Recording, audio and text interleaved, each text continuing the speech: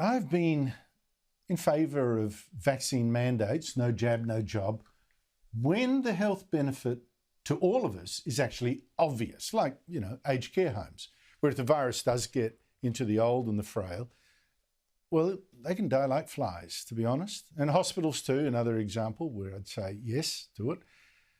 But I do struggle with this following example. In Victoria, the 30,000 volunteer firefighters of the CFA have been told that if they're not fully vaccinated by Friday week, well, they're banned. You're banned from fighting fires. In Western Australia, the government has now told its 2,500 volunteer fire and rescue service members and its 19,000 Bushfire Brigade volunteers, same thing. Get vaccinated by January 31 or you can't fight fires either. Joining me is Darren Brown, CEO of Bushfire Volunteers, which represents WA's volunteer firefighters. Darren Brown, thanks for your time. This vaccine law that is now being dumped on the volunteer firefighters, fair enough? Well, look, our official policy, Andrew, is that we support vaccination and encourage everybody who can to get vaccinated. But we also have a very strong caveat that all policy needs to respect and understand that volunteers have a choice. And unfortunately for our state and certainly others in Australia, we rely on emergency services volunteers because there's simply not enough resources to do it without them.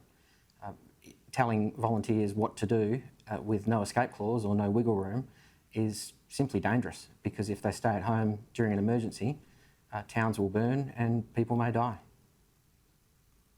That's so right. I mean, there's got to be a cost-benefit analysis with all these things. You can't just have one rule for all and regardless of the cost. How many firefighters do you estimate? I know this is a tough question, but how many volunteer firefighters do you estimate will not get vaccinated? Well, we've certainly heard from a number of volunteers threatening to quit, not only over this, but recently in WA they've changed the health and safety laws, which have scared the pants off a lot of volunteers as well. So we're hearing a lot of noises from a lot of people in the hundreds saying that they'll quit. But reality is most of our volunteers are extremely community-minded, very loyal, and when there's a fire, they will turn up to do the right thing. We are certainly begging them to continue to do their work, irrespective of their vaccination status. Of course, yet again, we need to say that we're pro-vaccination and everybody who can get vaccinated should. But the reality is, for whatever reason, there will be some people that aren't vaccinated by the deadline.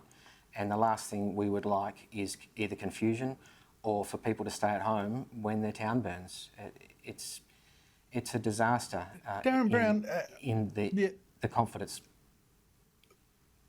Darren Brown, I've asked you about how many firefighters would not get vaccinated.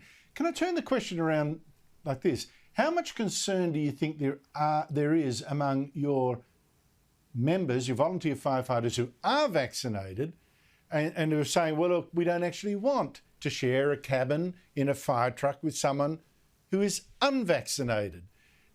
Look, it's true that perhaps the unvaccinated, it's true that the unvaccinated are more likely to be infected and infectious, but it's not perfect protection, of course, the vaccine.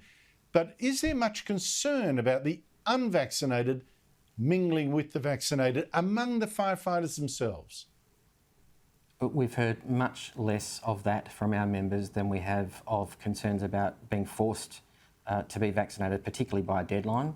It's harvest season. A lot of our rural firefighters are farmers and simply don't have the time to get vaccinated. It's not a philosophical issue.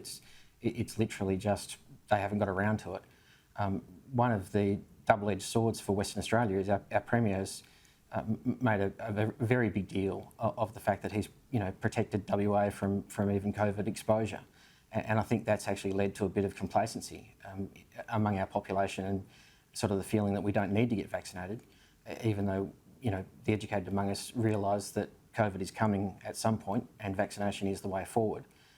I think one of the problems we've got now is that politics has crossed over into emergency services, and part of the government's broader mandate to try to get the numbers of vaccinated people up they've thrown volunteers in the mix just as one of the groups to leverage to increase the general numbers.